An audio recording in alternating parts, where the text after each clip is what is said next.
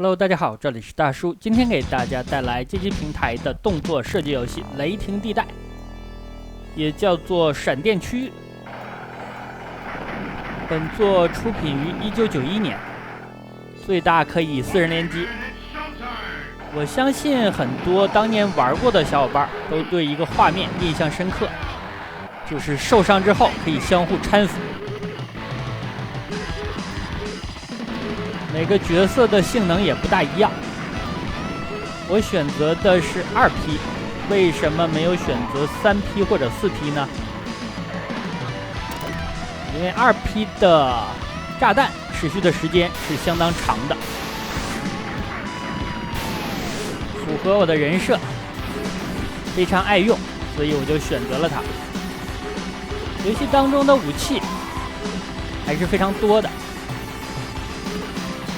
高手的话比较喜欢用狙击枪，因为可以蓄力，拆 BOSS 零件的时候非常的好用。因为这款游戏高手向的玩法就是把 BOSS 的零件都拆干净。但是我最喜欢用的武器就是现在捡到的这种重机枪，感觉在射击的面积还有威力上都达到了一个平衡点。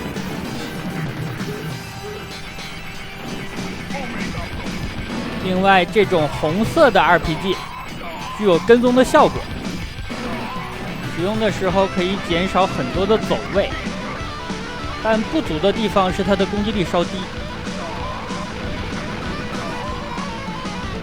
这个地方提示咱们上飞机，飞机是一个载具，这款游戏的载具还是相当多的，除了飞机之外，还有雪地车、战车、坦克等等。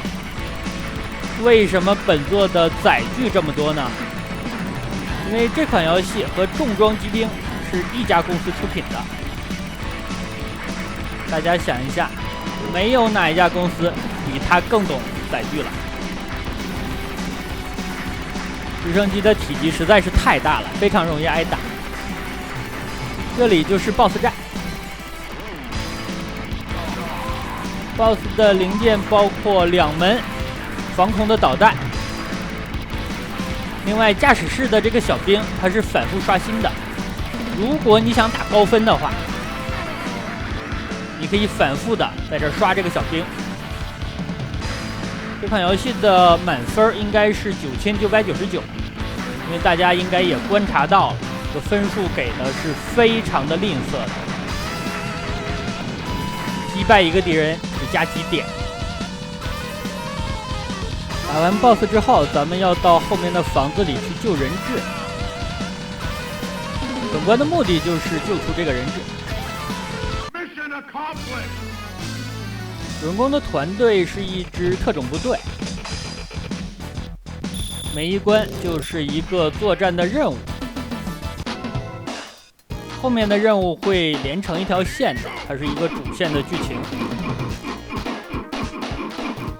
我跟大家说一下这个奖励的关卡。我为什么拼命的往前跑呢？因为这款游戏如果你4个人都是自己人的话，你可以摸鱼，大家都没到终点，这样的话得分是一样的，所有人都可以得到3个炸弹。但是我现在是自己玩，跟着3个 AI，这样的话有2种处理方式，一种就是像我一样，第一个冲过终点，这样的话保证你的分数是最高的。那第2种处理方式就是在后面拖他们的后腿，让所有人都到不了终点，这样的话也能够拿到3个炸弹。但是拖着的话，你需要拖至少1分钟，因为这个奖励关的计时就是1分钟。所以我还是决定往前爬呀，节省一下时间。爬的话大概20多秒吧。这里来到了第2关，第2关的剧情是来寻找一个博士，这个博士叫做布莱恩，他是生物学的权威。博士乘坐的直升机在南极的上空失联了，这样主人公一行最开始的目的是搜救，但是在这个地方见到了敌方的作战部队还有据点，说明事情并不简单，所以说还是需要作战的。我现在的这个载具就是雪地车。本关的雪地车是有很多辆的，咱们可以通过上车下车的方式，把不止一辆车带到 BOSS 的版面。但是大家也知道，我是不擅长开车的。为了给大家演示一下，我还是勉为其难的进行操作吧。争取到 BOSS 的版面，咱们至少是有2辆车的。我在操作多于一个载具的时候，有一个问题，就是刚在一辆车上下来，你马上想骑另外一辆车，骑不上去，对不准。所以说一起骑2辆车，不像很多小伙伴想的那样，非常的惬意，非常的舒服，其实是很累的。不建议大家这样操作。前面至少还有2辆车可以拿，跑了1辆，这2辆的话就要保持到 BOSS 战了。这里有一场小 BOSS 战，是一个坦克。大家可以看见这个坦克的武器配置，它是有1门主炮、1门副炮，还有一个 SE 的。副炮是喷火枪， SE 是扔炸弹。所以果然很重装机兵啊！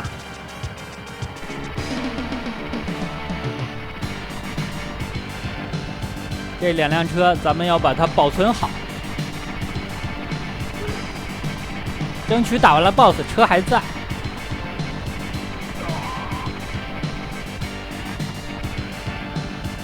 但是雪地的摩托真的是非常难以驾驭，手感太滑了，你稍微动一点，这个车就飞出去了。这里见到了博士所乘坐的直升机，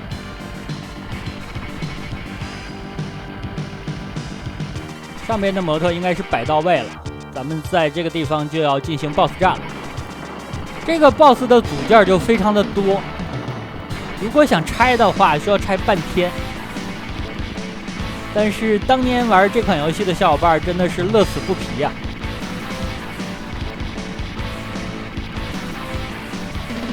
敌方好多门炮台，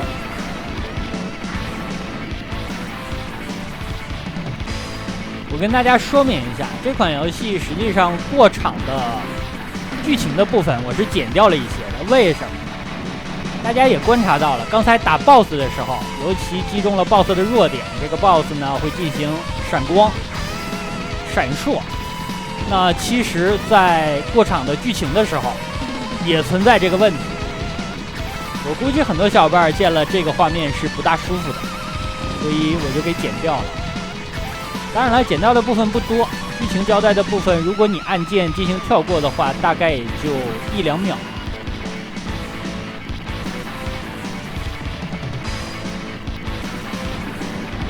BOSS 进入了2形态，在船体的一侧伸出了3个钻头。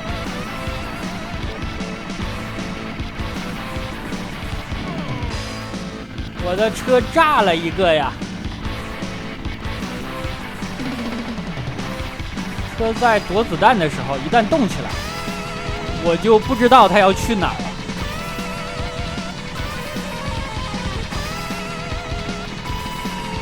这个操作让我想起了小的时候玩忍者蛙双截龙里边开飞船的时候，就是这种感觉呀，根本就不受你的控制，到处的乱跑，要么你就在那儿不动。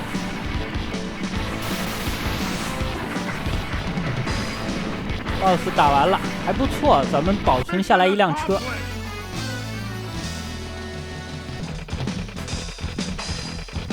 第3关的剧情是发现了博士所在的位置，咱们要去营救了。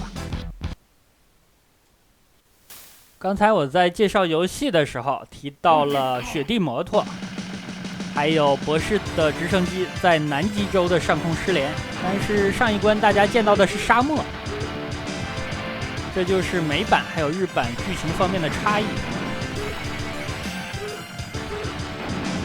一般来说，同一款游戏如果有美版和日版的区别，那么日版在剧情的交代方面会详尽一些，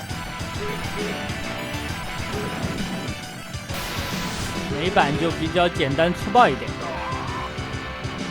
地面上这些探照灯，咱们不要被照到，照到的话就会被锁定，然后被狙击。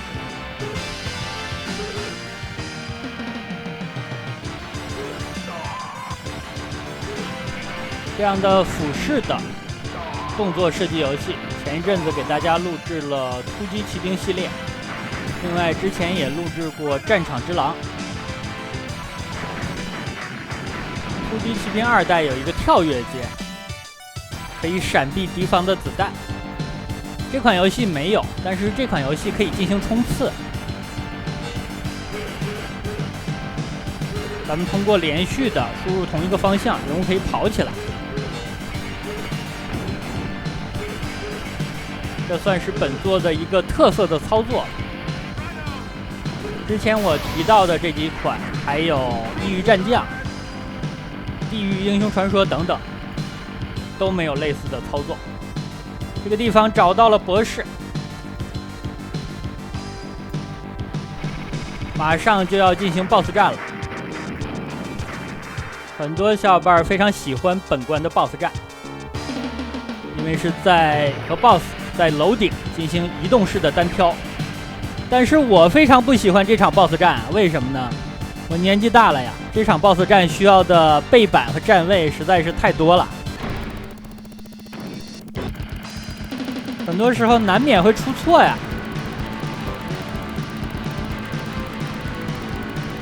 这里是第一回合，这个地方玩的还是很花的呀，他们两个会不断的切换体位。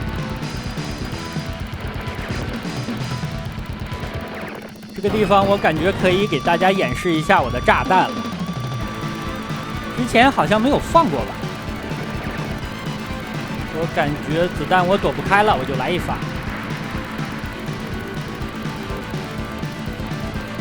炸弹数满了，好像是20发，但是我玩这款游戏从来也没有攒满过呀。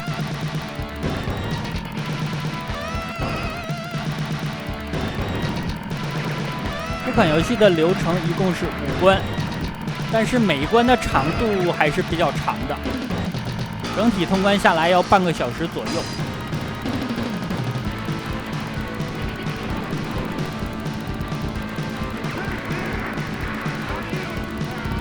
放了一发2P 的炸弹是一个火龙，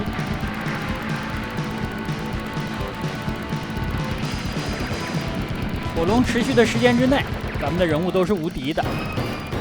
这地方跳楼我好像跳早了呀，现在背板真的是不行，所以我才记笔记呀。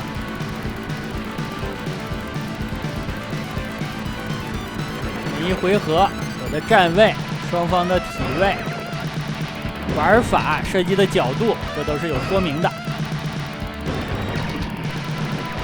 这个地方还是被打中了呀！我是自己玩啊，没人扶我的，不要再打我了。